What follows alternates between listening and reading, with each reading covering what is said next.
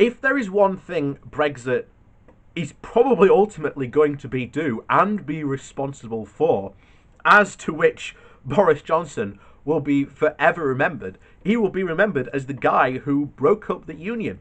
Now, ultimately, it is without a doubt, probably within the next 10 years, as many people are saying to hedge their bets on this next 10-year gap, we will ultimately see a referendum on Irish unity and probably a referendum on Scottish independence. And not only that, if those two nations get independence, there is also nothing to stop Wales doing so. And bizarrely enough, for those of you who may or not know, back in the early 80s, the guy who ran Heineken got together a bunch of economists and historians and asked them to map out the future of Europe. And to a T, they pretty much got it right. Not only did they predict the breakup of Czechoslovakia into, its two nations. Did it break up to two nations now? I can't remember. But yeah, it broke up into its two constituent parts. But they also predicted to a T the breakup and the constituent nations that made up the breakup of Yugoslavia. But that's not where on the continent we've got to look at, because they also, very interestingly, predicted not only Irish unity, Scottish independence, and Welsh independence, but the entirety of the United Kingdom breaking up as well, being reformed into Northumbria, Mercia, Wessex, London becoming its own state, East Anglia also re-emerging as a state. And to say that that map did predict very accurately the breakup of Czechoslovakia and Yugoslavia, what's to say that they might not get it right on the UK as well? So who knows? Maybe in 10 years' time, I won't be living in the UK. I'll be living in Northumbria. And all we need is another good Viking invasion to reignite the unification of Great Britain. So Norway, Sweden, Denmark, get to it. But anyway, yes, before we jump into today's article, please do remember to hit that like and share button. And of course, down below there's a link to my Patreon page and a one-off donation link. And thank you very much to the people that do support me that way. So let's jump into the article then, shall we? So this comes from the Irish Times, and the title is "A Referendum on Irish Unity is Coming, Whether We Like It or Not." Whoever favours keeping Northern Ireland in union with Great Britain or prefers a united Ireland needs to prepare for a referendum in the North on that exact choice, following the matching referendum in the South, if there is an affirmative vote for unity in the North. This prospect is arriving faster than most actually expect. Demographic change is converting cultural Protestants into an electoral minority. Unionists are a big U and are already a political minority. Maintaining the union, therefore, depends on consent of cultural Catholics, whose opinions on union are more volatile and averse than those held among those of Protestant heritage. The union, moreover, has had its foundations bulldozed by the Brexiteers. Forced out of the EU against their will, Scots will respond by providing the SNP with a mandate for a second referendum on independence. Thanks to John Major, the Stone of Scone, the symbol of Scotland's sovereignty, has been repatriated. The Scots now want the substance. The misalliance of the DUP and the Brexiteers has shaken and stirred the UK's second union, that of Great Britain and Northern Ireland. Neither sets of secretaries promised this outcome, but both since January the 1st, Northern Ireland is under the joint authority of the EU and the UK, a tribute to Boris Johnson's career in truth smashing. To address rational fears, Northern Ireland has been re-engineered in a remarkable improvisation. It is now a double federacy, or an annex to two different unions. The Belfast Agreement, in all its parts, is now protected in two treaties, the one in Ireland and the UK, ratified in 1999, and the 2019 Protocol on Ireland and Northern Ireland, agreed between the UK and the EU, and that has just taken effect.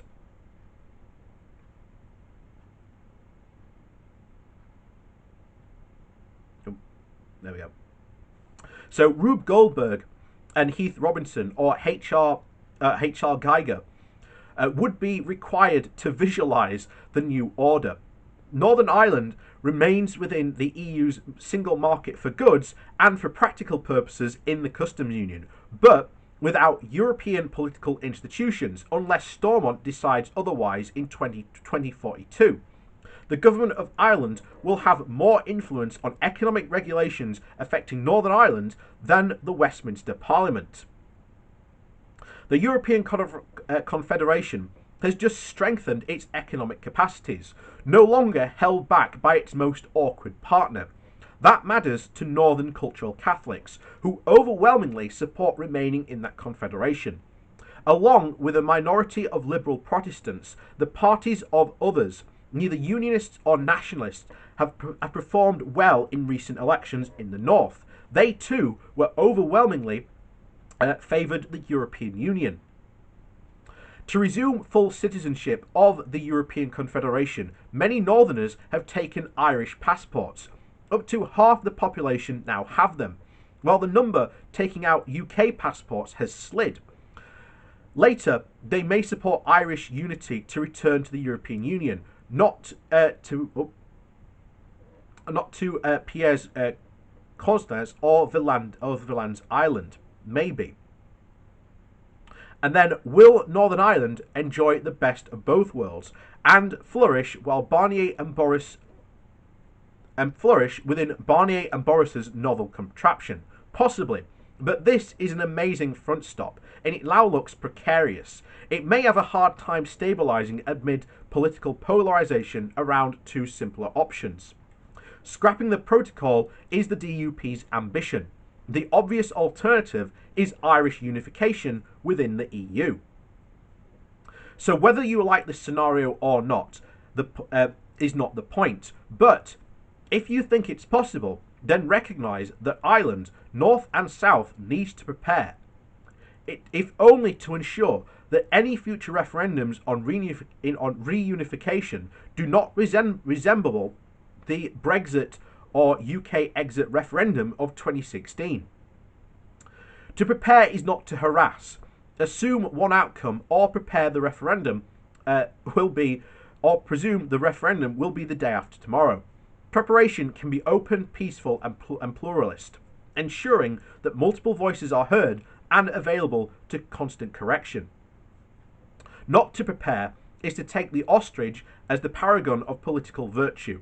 The South is most obliged to prepare properly because under the Belfast Agreement, the initiation of a Northern referendum on unification rests with the UK Secretary of State. Dublin has no veto and could be taken by surprise. Voters in reunification referendums must have an informed and properly qualified choice, not a choice between the status quo and rivalrous disputations of paradise. The onus to clarify the results and the rest with the South. All parties on the day must decide whether offering the precise model of unification or offering a detailed constitutional process that would allow affirmative votes of unification. Clarifying choices and developing a feasible plan are not for an op-ed. The same is true for the power-sharing securities needed for people of British identity and citizenship. A Ministry of National Reunification is required to synthesise the best of the North and the South in robust models of a reunified Ireland. It must engage unionists, nationalists and others. The latter and soft nationalists will be pivotal voters in the North. It must organise citizens' assemblies. It will need to oversee a United Ireland Transitional Fund, and to be launched after the pandemic is controlled. So, as you can see from that one, he's expecting it very, very soon. But I think it will definitely be within the next 10 years. Could happen this year. Could happen this year. I'm not going to rule that out. But yeah, the DUP, again, we talked about that last video, about how the DUP could potentially cause a lot of problems by trying to remove the Northern Irish Protocol. How they will succeed in that, anyone's guess. Really is.